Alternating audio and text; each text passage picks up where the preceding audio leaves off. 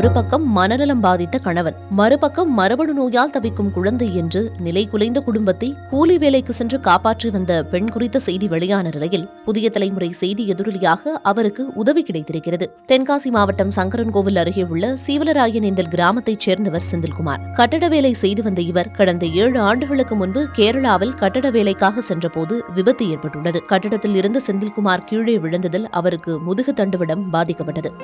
அப்போது முதல் நடக்க இயலாமல் வீட்டிலேயே தங்கியிருக்கும் சூழலில் செந்தில்குமாருக்கு மனநலமும் பாதிக்கப்பட்டுள்ளது. இப்படியாக 7 ஆண்டுகளாக நடக்க முடியாமல் படுத்த படுக்கையாக இருப்பதால் பராமரித்து வருகிறார் அவரது மனைவி வடகாசி. இருக்கும் வீடும் ஒழுங்கானதாக இல்லை. மழைக்கு மொத்தமாக ஒழுகும் இந்த வீட்டில்தான் கௌதம், அர்ஜுன் என்று 2 மகன்களை வளர்த்து வருகிறார் வடகாசி. இதில் சங்கரன்கோவிலில் இருக்கும் பள்ளியில் பயின்று வரும் மூத்த மகன் அர்ஜுனுக்கு மரபணு நோய் பாதிக்கப்பட்டு நடக்கும் போதே கீழே விழும் அபாயமும், ஞாபக சக்தியை இழக்கும் பிரச்சனையும், காயம் ஏற்பட்டால் ஆறாத தன்மையும் இருப்பதால் பெரும் பிரச்சனையாக இருக்கிறது. இதில் மூத்த மகனையும் கணவனையும் குழந்தை போல அனைத்து பராமரிப்பு பணிகளையும் செய்யும் வடகாசி தினக்கூலி வேலைக்கு சென்று குடும்பத்தை காப்பாற்றி வருகிறார்.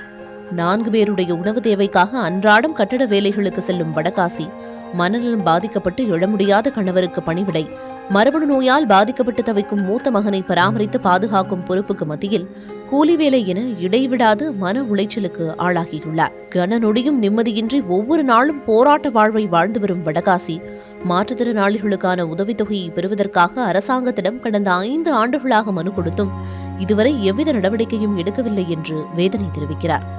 ஒவ்வொரு நாளையும் வாழ்வதற்காக போராடி வரும் கடினமான சூழலை தமிழக அரசு புரிந்து கொண்டு கணவருக்கு உண்டான மாற்றுத்திறனாளி உதவித்தொகையையும், மரபணு நோய் பாதித்த மகனுக்கு கல்வி சார்ந்த உதவிகளையும் அரசு செய்து கொடுக்க வேண்டும் என கண்ணீர் மல்க வடகாசி வேண்டுகோள் விடுத்துள்ளார்.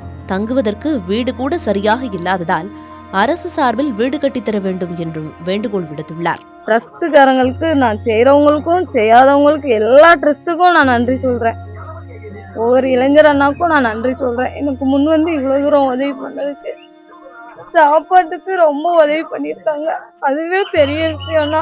சாப்பாட்டுக்கு என்ன பண்ணணும்னு சொல்லாம சாப்பாட்டு உதவி எனக்கு ரொம்ப பண்ணியிருக்காங்க. அதுக்கு நான் ரொம்ப நன்றி கடன் பண்றேன். இது குறித்த செய்தி புதிய தலைமுறையில் வெளியானதை தொடர்ந்து அவருக்கு உதவிக்கரம் நீட்ட பலரும் முன்வந்துள்ளனர். செந்தில்குமாரின் வீட்டிற்கு சென்ற சங்கரன்கோவில் திமுக எம்எல்ஏ ராஜா 5000 ரூபாய்க்கான காசோலையை வழங்கினார். இதனையடுத்து தமிழக வெற்றிக் கழகத்தின் தென்காசி வடக்கு மாவட்ட செயலாளர் மாரியப்பன் தலைமையில் தமிழக வெற்றிக் கழகத்தின் தொண்டர்கள் ஏராளமானோர் சென்று 1 மாதத்திற்கு தேவையான அரிசி, பருப்பு, காய்கறிகள் மற்றும் அவர்களுக்கு 10,000 ரூபாய்க்கான காசோலையையும் வழங்கினர்.